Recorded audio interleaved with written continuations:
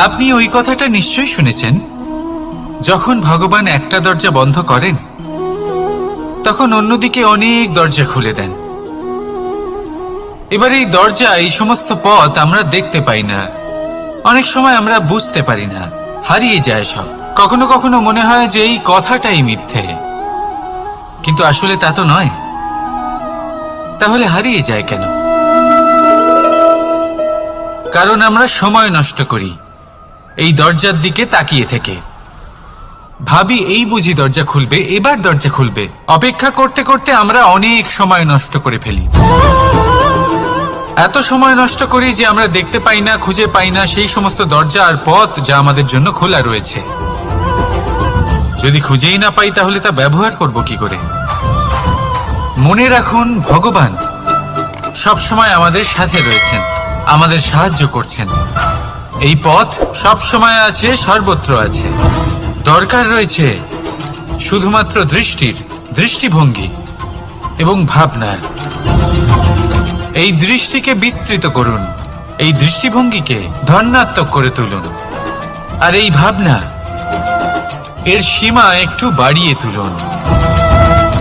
তারপর দেখবেন সব খুঁজে পাবেন। আসলে কি, এই যে ঈশ্বর, এই যে পরমাত্মা, তা আমাদের সাথে রয়েছে, আমাদের মনের মধ্যে রয়েছে। যিনি তাকে মন থেকে চাইবেন তিনি তাকে মনের মধ্যে অবশ্যই খুঁজে পাবেন। যদি উনি মন থেকে চান পথ খুঁজে পেতে, তাহলে তিনি অবশ্যই পথ খুঁজে পাবেন। তাহলে আসুন আমার সাথে ভালোবেসে বলুন, রাধা রাধা। ধর্ম, আমরা সকলে ধর্মের বিষয়ে কথা বলি, কখনো নিজের ধর্মের বিষয়, আর কখনো অন্যের ধর্মের বিষয়। কখনো আমরা অধর্ম দেখলে সেই বিষয়ে কথা বলি। অনেক রকম আলোচনা হয়, কিন্তু এই ধর্ম আসলে কি, সেটা কি কেউ বোঝে? যদি আমি আপনাকে উত্তর দিই, এই উত্তর সরল। ধর্ম হলো তাই যা মানুষকে অন্য মানুষের সাথে, সমস্ত বিশ্ব সংসারের সাথে আনন্দ সহকারে বাঁচতে শেখায়। সেই জন্য আপনি যদি কখনো কোনো ধর্মীয় স্থানে যান, সেই ধর্মীয় স্থানে গিয়ে আপনার শান্তির অনুভূতি হয়, তাই না? কিন্তু দেখুন, ধর্মের জ্ঞান থাকলেই সেই মানুষ ধর্মের পথে চলতে পারবে এমন কোনো কথা নেই। অনেক সময় সম্পর্কে যখন সংঘর্ষ বেড়ে যায়, তখন ইচ্ছের জন্ম হয়, ক্রোধের জন্ম হয়, অহংকারের জন্ম হয়, আর তারপর বিনাশ হয়ে যায় এই ধর্মের। সেই জন্য দ্বিতীয় সবথেকে গুরুত্বপূর্ণ গুণ যা আমার সারথীর মধ্যে থাকা উচিত, তা হলো ধর্মবীর হওয়া। এবার দেখতে হবে সেটা এই যে কে হবে সেই ব্যক্তি যিনি এই স্বয়ম্বরে নিজের ধর্মে অটল থাকবেন। কারণ সেই ব্যক্তি এই সংসার থেকে সরে এসে ধর্মের পুনঃস্থাপনের এই মহাকার্যে আমার সারথি হতে পারবেন। তাহলে আসুন আমার সাথে ভালোবেসে বলুন, রাধা রাধা। কর্ম, ধর্ম, জ্ঞান, এই 3 স্তরে অনেক মানুষ পৌঁছতে পারেন। অনেকে এই পরীক্ষা দিয়ে তাতে উত্তীর্ণ হয়ে যেতে পারেন, কিন্তু শিখরে পৌঁছে শাসন তিনিই করতে পারেন যার কাছে এই চতুর্থ গুণটিও থাকে,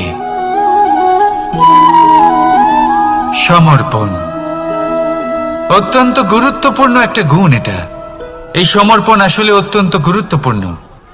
পূর্ণ সমর্পণ দরকার নিজের লক্ষ্যের প্রতি, সমর্পণ নিজের কর্তব্যের প্রতি, সমর্পণ নিজের আত্মার থেকে নির্গত স্বরের প্রতি, সমর্পণ নিজের রথির প্রতি, অর্থাৎ আমার প্রতি।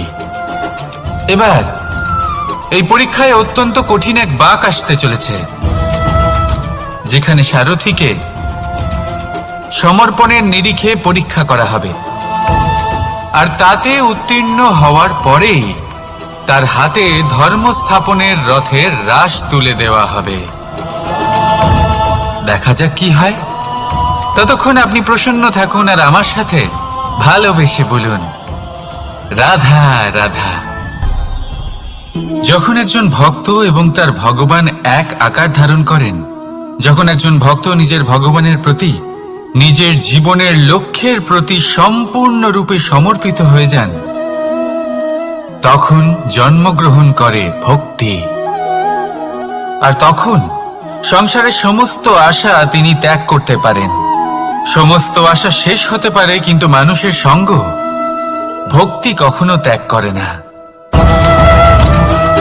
যখন ভক্ত ও ভগবান এক আকার ধারণ করেন, এক হয়ে যান, তখন রথী এবং সারথীর মধ্যে কোনো পার্থক্য থাকে না। তারাও এক হয়ে যান। একটাই ব্যক্তিত্ব, একটাই অস্তিত্ব। আর সেই জন্যই কখনো কখনো রথীর আদেশ ছাড়াই সারথী রথ চালিয়ে দেন, আবার কখনো সারথীর পরামর্শ ছাড়াই রথী আক্রমণ করে ফেলেন। এ তো শুধুমাত্র আরও একটা গুণ সেই সারথীর মধ্যে, যিনি ধর্ম স্থাপনার মহান কাজে আমার সারথী হতে চলেছেন। তাহলে আসুন আমার সাথে ভালোবেসে বলুন রাধা রাধা। ভাগ করে নেওয়া বা বন্টন করা প্রত্যেক মানুষের জীবনে অবশ্যই হয়ে থাকে, আর অনেক সময় এটা জীবনে অতি আবশ্যক হয়ে পড়ে। কিন্তু ভাগ করার মনোকামনা তার থেকেও বেশি গুরুত্বপূর্ণ হলো যে কোন ঘটনার আধারে এই বাটোয়ারা হলো। অনেক সময় এই বাটোয়ারা হলো শান্তির প্রতীক, আবার অনেক সময় এই বাটোয়ারা বিপ্লব ঘটাতে পারে, এমন এক বিপ্লব যা মহাযুদ্ধ ঘটিয়ে দিতে পারে। দেখুন, বাটোয়ারা সম্পত্তির হোক বা হোক ভিক্ষার, শিক্ষা কিন্তু একটাই। জীবনে অনেক সময় বাটোয়ারা দরকার হতে পারে, কিন্তু যতদূর সম্ভব তা এড়িয়ে চলুন, একসাথে মিলে এগিয়ে চলুন। কারণ দেখুন, এই যে বাটোয়ারা ভাগ করে দেয়, আর সেখানেই একতা আপনাকে অগ্রসর করে। তাহলে আপনিও এটাই করুন, একসাথে মিলে সামনে এগোন আর আমার সাথে ভালোবেসে বলুন রাধা রাধা। কখনো ভেবে দেখেছেন মানুষকেই এই সংসারে সর্বশ্রেষ্ঠ প্রাণী কেন বলা হয়? অন্য কোনো প্রাণীকে কেন নয়? শুধু কি এই জন্যই আমরা চিন্তা করতে পারি, আমাদের কাছে তীক্ষ্ণ বুদ্ধি রয়েছে, কোনো কিছু আবিষ্কার করতে পারি, সেই কারণেই? তা তো অন্য কোনো প্রাণীর কাছেও থাকতে পারে। এমন কিছু পশুও রয়েছে যাদের কাছে তীক্ষ্ণ বুদ্ধি আছে। তাহলে মানুষ কেন? কারণ মানুষের কাছে এমন কিছু রয়েছে যা অন্য প্রাণীর কাছে নেই। মানবতা। মানবতা যা সর্বপ্রথম এগিয়ে যেতে চাইলেও যদি পথে কেউ ধাক্কা খেয়ে পড়ে যায়, তাকে আগলে রাখতেও জানে। মনে রাখবেন, আপনার সব থেকে বড় পরিচয় আপনার নাম, আপনার সম্পত্তি বা আপনার ধর্ম নয়। আপনার সব থেকে বড় পরিচয় হলো আপনার মানবতা। তাহলে সময় এলে পরে নিজের মানবতার পরিচয় দিন। অন্য মানুষকে সাহায্য করুন, অন্য প্রাণীকে সাহায্য করুন। একা একা পথ চলা হলো পশুদের প্রবৃত্তি। মানুষ হলেন তিনি যিনি অন্যের জন্য প্রাণও দিতে পারেন। মানুষ হলেন তিনি যিনি অন্য মানুষের প্রাণ বাঁচান। সেই মানবতাকে জাগিয়ে তুলুন আর এই জীবন বাঁচতে শুরু করুন। আর হ্যাঁ, আমার সাথে ভালোবেসে বলুন রাধা রাধা। এই সংসারে মাতা পিতা তার সন্তানকে সব থেকে বড় উপহার কি দিতে পারেন? বৈভব, সুযোগ সুবিধা, বাড়ি, নাকি আশেপাশের পরিবেশ? এই সংসারে মাতা পিতা তার সন্তানকে সব থেকে বড় উপহার শিক্ষা দিতে পারেন, কিন্তু তার জন্য সময়ের প্রয়োজন হয়। এবার এই সময় অত্যন্ত অদ্ভুত। সময়ের ধারণা সবার রয়েছে। কখনো কখনো কিছু কঠিন সময় বরদানের মতো আমাদের সম্মুখে আসে। এরকম কোনো সমস্যার কথা যদি আমি বলি, যেমন যুদ্ধ, মহামারী, মহা অসুখ, এরকম সময় আমাদের কাছে যথেষ্ট সময় থাকে। এই সময় আমরা চিন্তা করি, ভয়ভীত হই, কে জানে কত সম্পত্তির ক্ষয়ক্ষতি হবে, এবার এই সময় কিভাবে কাটিয়ে ওঠা যায়? অশুভ চিন্তা তার মনের মধ্যে বাসা বাঁধে। সে বুঝতে পারে না সে কি করবে। আমি বলবো চিন্তা ত্যাগ করুন, এই ভয়কে ত্যাগ করুন। আর মনে রাখুন একটা গুরুত্বপূর্ণ কথা, যে ঈশ্বর আপনাকে বরদান দিয়েছেন যাতে আপনি নিজের কর্তব্য পূর্ণ করতে পারেন। কর্তব্য, নিজের পরিবারকে সময় দেওয়া, নিজের সন্তানকে শিক্ষা দেওয়া। তাদের সাথে বসুন, কথাবার্তা বলুন, আলোচনা করুন। কিছু কথা তারা বলবে, কিছু আপনি বলবেন, কিছু আপনি শিখবেন, কিছু তারা শিখবে। তাদের সাথে খেলা করুন, তাদের সাথে পূর্বপুরুষের গল্প করুন। এইসব করলে তাতে না শুধু তাদের ভবিষ্যৎ উজ্জ্বল হবে, বরং আপনিও সন্তুষ্টি পাবেন। ভয়ভীত হবেন না। আজ বর্তমানে আপনি কি করতে পারেন যাতে আপনার বর্তমান সঠিক হবে এবং ভবিষ্যৎ উজ্জ্বল হবে, তাতে একাগ্র হন। সব কিছু শুভ হবে। রাধা রাধা। সকালে উঠে সবার আগে স্নান করেন কেন? বুঝতেই পারে না। কেন কথায় কথায় বারান্দা উঠোন পরিষ্কার করা হয়? বুঝতেই পারে না। অনেক মানুষজন এটাকে ধার্মিক এবং অন্ধবিশ্বাস বলে, কিন্তু যদি আমি আপনাকে সত্যি কথা বলি, প্রত্যেক ধর্ম বিজ্ঞানসম্মত। প্রত্যেক কাজের পেছনে বৈজ্ঞানিক সত্যতা লুকিয়ে রয়েছে, কিন্তু প্রত্যেক মানুষ সেই নিয়ে কতটা ভাবেন, কতটা বোঝেন আর কি পদক্ষেপ নেন তা হলো আলাদা এবং অত্যন্ত গুরুত্বপূর্ণ, কিন্তু তা হলো বিজ্ঞানসম্মত। আজও যখন আমি আগে বাড়ি যাই, মা সবার আগে আমার হাত পা ধুয়ে দেন, তারপর সবকিছু। তাই আপনি পরিচ্ছন্ন থাকুন, তাহলে আপনি সুস্থ থাকবেন। তখনই আপনার মনে ভক্তিভাব আসবে, তখনই এই সমগ্র সংসারকে সামলানোর শক্তি অর্জন করতে পারবেন। তাহলে পরিচ্ছন্ন থাকুন, সব ভালো থাকবে। রাধা রাধা।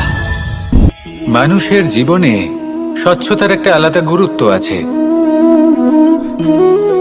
যদি আপনি নিজেকে স্বচ্ছ রাখেন, তাহলে আপনার নিজেরও ভালো লাগবে, সামনের ব্যক্তিরও ভালো লাগবে, একটা অন্যরকম প্রভাব পড়বে। কিন্তু একজন শ্রেষ্ঠ ব্যক্তি কিভাবে হয়ে ওঠা সম্ভব? যার মধ্যে গুণ আছে, শিক্ষা আছে, শুভ চেতনা আছে, যিনি সৎকর্ম করেন। কিভাবে হব সেই ব্যক্তি যার মধ্যে জ্ঞান আছে? শুধুমাত্র স্বচ্ছ থাকলে তো তা হওয়া সম্ভব নয়। প্রথমে আপনাকে বুঝতে হবে যে মানুষের মধ্যে 4টি মূল তত্ত্ব আছে। প্রথম হলো তার শরীর, যার দ্বারা উনি যে কোনো কর্ম করে থাকেন। দ্বিতীয় তত্ত্ব হলো তার মন, যার দ্বারা কোনো কর্ম করার জন্য সে নিজেকে প্রেরণা দিতে থাকে। তৃতীয় তত্ত্ব হলো বুদ্ধি, যে কর্ম আমরা করতে চাই, যে লক্ষ্যে আমরা পৌঁছতে চাই, সেটা আমরা কিভাবে কোন পথে করব সেটা স্থির করা যায় বুদ্ধি দিয়ে। আর চতুর্থ তত্ত্ব হলো আত্মা। আত্মা হলো এমন এক তত্ত্ব যার কোনো সমাপ্তি নেই। আত্মা হলো অজয়, কিন্তু এরও শুদ্ধিকরণের প্রয়োজন হয়। এই 4টি তত্ত্বের শুদ্ধিকরণ করতে থাকুন, এদের নির্মল রাখুন, শুদ্ধ রাখুন। এবং এটা কিভাবে হবে? শুভ চেতনা দ্বারা, জ্ঞানের দ্বারা, এবং সব থেকে বেশি গুরুত্বপূর্ণ প্রেমের দ্বারা। আসুন আমার সাথে ভালোবেসে বলুন, রাধা রাধা।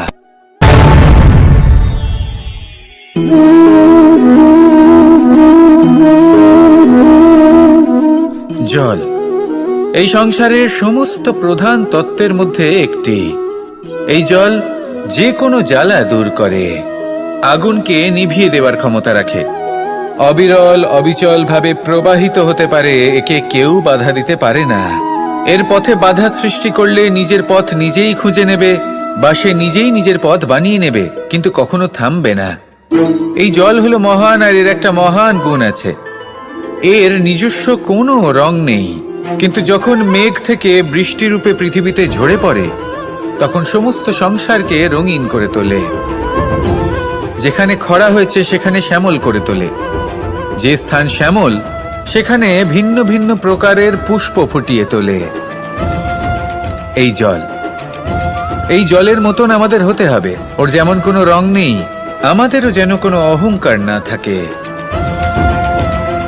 শুধু কর্মের এই ধারাতে বইতে থাকুন, এই সংসারের মঙ্গল করতে থাকুন, শ্রেষ্ঠ কর্ম করতে থাকুন।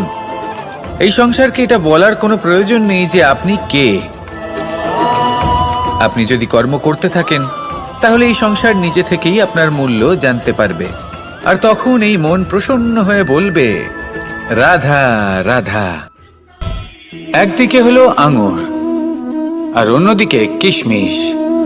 দেখতে গেলে এই দুটোই সবারই খুব প্রিয়, শিশু হোক, যুবক হোক বা কোনো বৃদ্ধ ব্যক্তিই হোক না কেন। আর দেখতে গেলে এই কিশমিশ এটা আঙুর থেকেই আসে, তারই অন্য একটি রূপ। কিন্তু কখনো হাটে যান আর গিয়ে জিজ্ঞেস করুন যে এই কিশমিশ আর আঙুর এই দুইয়ের মধ্যে অধিক মূল্য কার।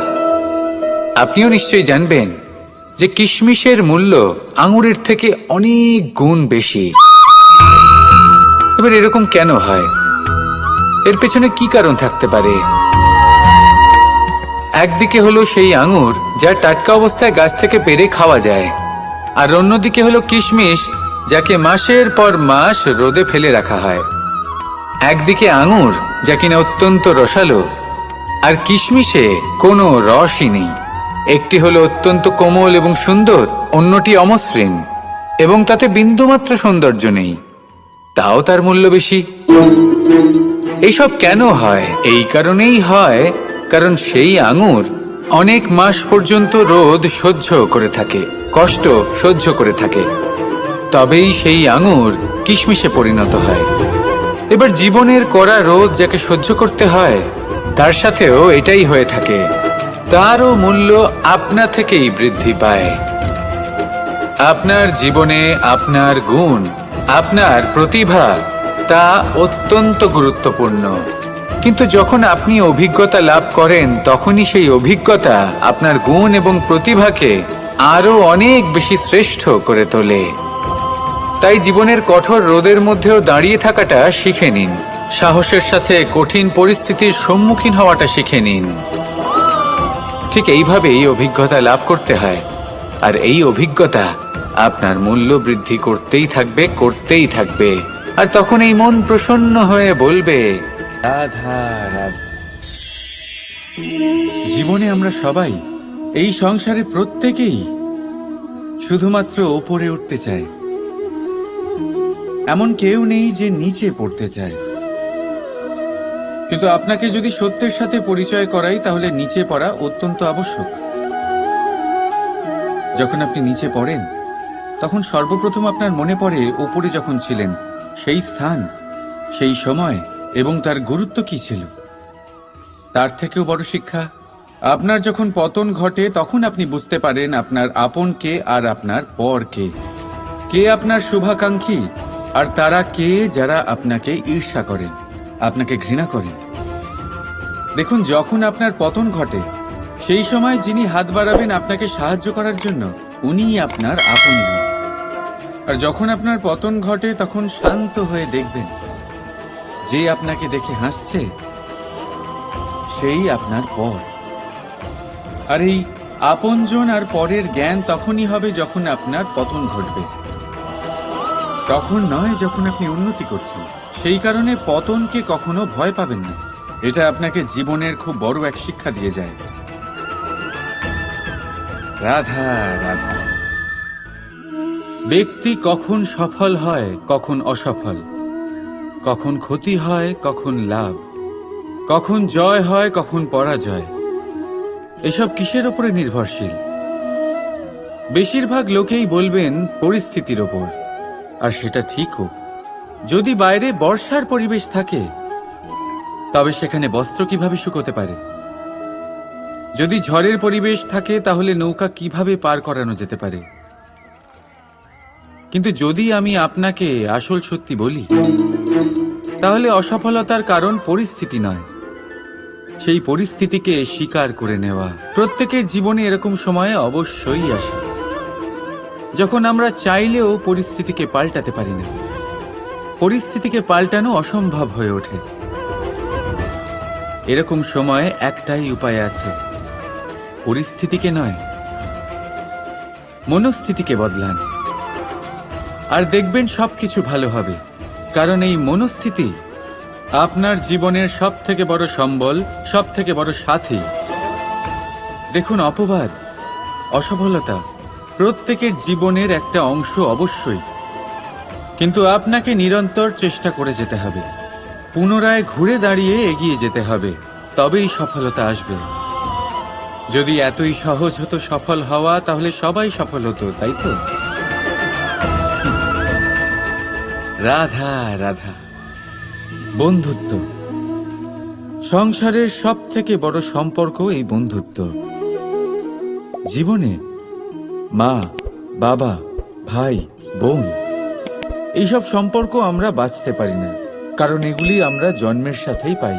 কিন্তু বন্ধুত্ব একটাই এমন সম্পর্ক যেটা আমরা বাছাই করতে পারি, যা আমরা বানাই, যা আমরা এগিয়ে নিয়ে যাই। তাই এই বন্ধুত্ব নিয়ে গর্ব করুন। যাকে আপনি বন্ধু বেছেছেন তাকে নিয়ে গর্ব করুন।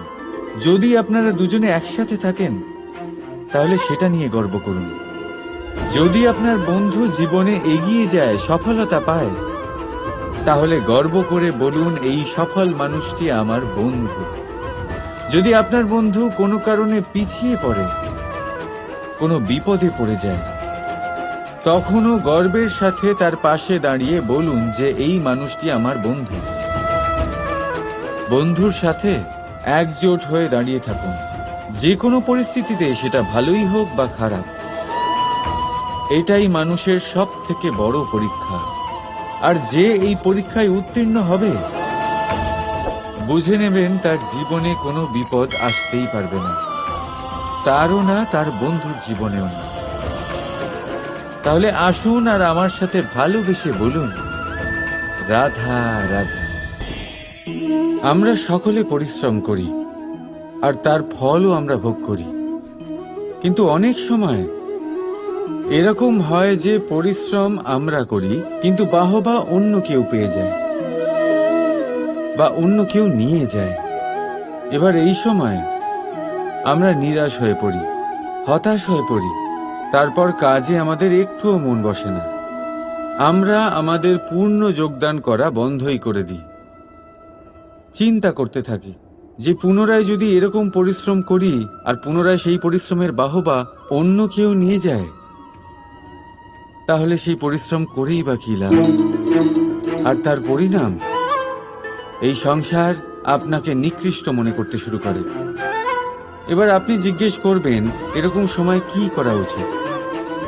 আপনাকে একটা কথা বলে রাখি, যে যদি আপনি এই নিয়ে চিন্তাই না করেন যে আপনার পরিশ্রমের বাহবা অন্য কেউ পেয়ে যাবে, তাহলে আপনি এই সংসারে মহান থেকে মহানতর কাজ করতে পারবেন, প্রত্যেকবার নিজের থেকে ওপরে যেতে পারবেন।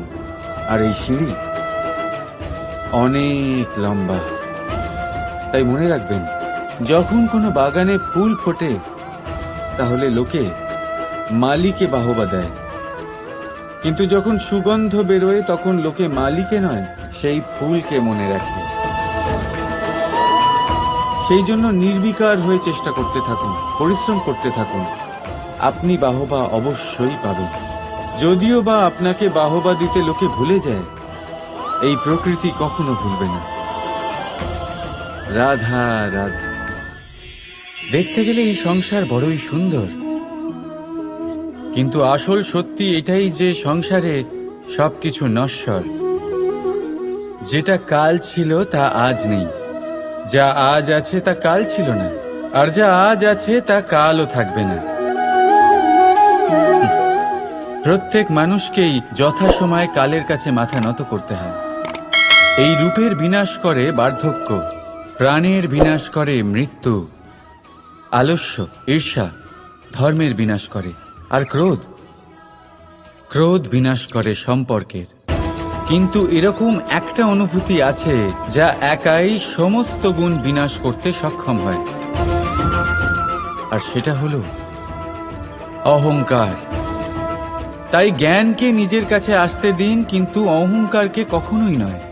কারণ যদি এই অহংকার আপনার কাছে চলে আসে, তাহলে জীবনে যা কিছু আপনি অর্জন করেছেন, তা সে গুণ হোক বা হোক ধন, সে বন্ধু হোক বা হোক আনন্দ, সবকিছু শেষ হয়ে যাবে। রাধা রাধা। এই পাথর দেখতে পাচ্ছেন আপনি? কত গোল, কতটা চকচকে। বাচ্চাদের অনেক সময় এটা নিয়ে খেলতে ভালো লাগে, আর কেনই বা লাগবে না। কতটা সুন্দর আর মসৃণ এটা। কিন্তু আপনি কি কখনো ভেবে দেখেছেন এই পাথর আগে কি ছিল? কোনো বিশাল আকার পর্বত, কোনো বিশাল আকার পাথরের একটা বড় ভেঙে যাওয়া অংশ বিশেষ, যেটা কোনোভাবে নদীতে পড়ে নদীর ধারার সাথে বইতে থাকলো। মাটির সাথে ঘর্ষণ হলো, বালির কণার সাথে ঘর্ষণ হতে থাকলো, আর তারপর ধীরে ধীরে এই আকার পেল। এবার আমরাও এই পাথরের মতোই। তাই মনে রাখবেন, আপনার ব্যক্তিত্ব, আপনার এই স্বরূপ ঈশ্বরের দেওয়া কখনোই নয়। হ্যাঁ, প্রকৃতি অবশ্যই আপনাকে জন্ম দিয়েছেন, কিন্তু আপনি নিজে নিজের ব্যক্তিত্বের রচয়িতা। আর আপনি তা রচনা করেন কঠিন পরিস্থিতির মুখোমুখি হয়ে, সংকটের ধারা পার করে।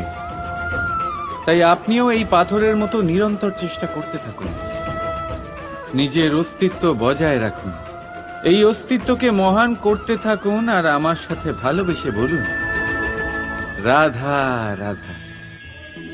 বর্ষাকালে যখন ভয়ানক বৃষ্টি হয়, তীব্র গতিতে যখন হাওয়া চলে, তখন আপনি নিশ্চয়ই দেখেছেন যে পাখিরা, যাদের বাসা মাঝে মাঝে ভেঙে পড়ে, নষ্ট হয়ে যায়। কিন্তু আপনি কি কখনো সেই পাখিদের বিলাপ করতে দেখেছেন? কখনো নয়। যখনই সেই বৃষ্টি থেমে যায়, তারা আবার একটু একটু করে খড়কুটো জোগাড় করে তাদের বাসা বানিয়ে ফেলে। নিজের সংসার সেই রকমই বানিয়ে দেয় যেমন আগে ছিল। এমন কেন? কারণ এই ঝড়ের তাণ্ডবের সাথে সেই পাখিদের কোনো বোঝাপড়া করারই নেই। তারা শুধু সেটাই করতে থাকে যেটা তাদের হাতে আছে, আর এটাই হলো সুখী জীবনের মূল মন্ত্র। যেটা আপনার হাতে নেই, তা নিয়ে বিলাপ করে আপনার কোনো লাভ হবে না। মনোসংযোগ তাতেই করুন যা আপনার হাতে রয়েছে। যা বদলে গেছে তাকে আপনি আবার বদলাতে পারবেন না, কিন্তু যা আপনি বদলাতে পারবেন তাতে মনোসংযোগ করুন। এই জীবনে একটু ধনাত্মক হয়ে উঠুন, দেখবেন সব শুভ হবে। রাধা রাধা। ছোটবেলায় একটা জিনিস আমি কখনো বুঝে উঠতে পারিনি। আমি সবসময় আশ্চর্য হয়ে থাকতাম যে এটা কি করে সম্ভব হতে পারে। ব্যাপারটা ছিল এরকম, আমি আমাদের গোয়াল ঘরে দেখতাম ভিন্ন ভিন্ন রং রূপের গাভী। কারোর রং কালো তো কারোর রং সাদা, কেউ খয়েরি তো কারোর রং বাদামি। এবার আমি দেখতাম কারোর কারোর শিং বড় তো কারোর এত ছোট যে দেখাই যায় না। কোনো গাভী আকারে ছোট ছিল তো কেউ একটু বড়। কিন্তু যখন সেই সব গাভী দুধ দিত, তখন আমি দেখতাম সেই সব দুধ সমান, রং সমান, স্বাদ সমান, গুণও সমান, আর সমান পুষ্টিও। এবার আমি এটা বুঝতে পারতাম না। আমার দৃষ্টিতে তো সমস্ত গাভী আলাদা আলাদা ছিল। আমি ভাবলাম আমি মাকে জিজ্ঞেস করি। মাকে জিজ্ঞেস করলাম। মা আমাকে বললেন, কানাই, রং রূপ পাল্টালেও গাভীদের বাস্তবিকতা তো পাল্টায় না। গাভী তো গাভীই থাকবে। এবার আমি এটা বুঝতে পারি না যে মানুষ এটা আত্মসাৎ কেন করতে পারে না। দেখুন, রং, রূপ, জাত, ধর্ম, ভাষা, এই সবের উপরে হলো মনুষ্যত্ব। আর মনুষ্যত্বের একটাই ধর্ম, আর সেটা হলো প্রেম। তাই এই প্রেম আপনি সকলের সাথে ভাগ করে নিন, প্রেমের সাথে সকলের সেবা করুন। এই মনুষ্যত্বর অমৃত চেখে দেখুন, আর আপনি বুঝে যাবেন যে আমরা কেউ আলাদা আলাদা নই, আমরা সবাই সমান। রাধা রাধা। সাগর, কত বিশাল হয় এই সাগর! কি না করতে পারে এই সাগর! এক মুহূর্তের মধ্যে সব ধ্বংস করে দিতে পারে, প্রলয় ডেকে আনতে পারে, সংসার মুছে ফেলতে পারে। এই সাগর জীবন জ্যোতি নিভিয়ে দিতে পারে। কিন্তু এই সাগর যা মেটাতে পারে না, তা হলো একজন তৃষ্ণার্তের তৃষ্ণা। অন্যদিকে এই ঘোড়া, যা এতটাই ছোট যে গোপিনীরা একসঙ্গে অনেকগুলো নিয়ে চলতে পারে, কিন্তু এই ছোট ঘোড়া অনেকের তৃষ্ণা মেটাতে পারে। এবার বলুন, জল সাগরেও আছে, আবার এই ঘোড়াতেও। তাহলে পার্থক্য কোথায়? এখানে পার্থক্য হলো তাদের আচরণের মধ্যে। একজন মাটির মধ্যে মিষ্টি জল ধরে রাখে, তো আরেকজন নিজের নোনা জলের আঘাতে যে কাউকে মাটিতে মিশিয়ে দিতে পারে। আপনি কি হতে চাইবেন? সাগরের নোনা জল হয়ে কারোর আশা চূর্ণ বিচূর্ণ করে দিতে, নাকি মিষ্টি জলের ঘোড়া হয়ে কারোর তৃষ্ণা মেটাতে? সিদ্ধান্ত আপনার। রাধা রাধা। কতবার এমন হয়, আপনি কোনো কাজ করার জন্য কাউকে দায়িত্ব দেন, কিন্তু সেই ব্যক্তি সেই কাজ সম্পন্ন করতে পারে না, অসম্পূর্ণ রেখে দেয়, অথবা ঠিকভাবে করতে পারে না। এবার এই পরিস্থিতিতে কি হয়? আপনি ক্রুদ্ধ হয়ে যান, তার উপরে আপনি রেগে যান, তাকে তিরস্কার করেন, আর তারপরে সেই কাজ সম্পন্ন করতে আপনি নিজেকেই নিযুক্ত করেন, আর শেষ পর্যন্ত সেই কাজ সম্পন্ন হয়েই যায়।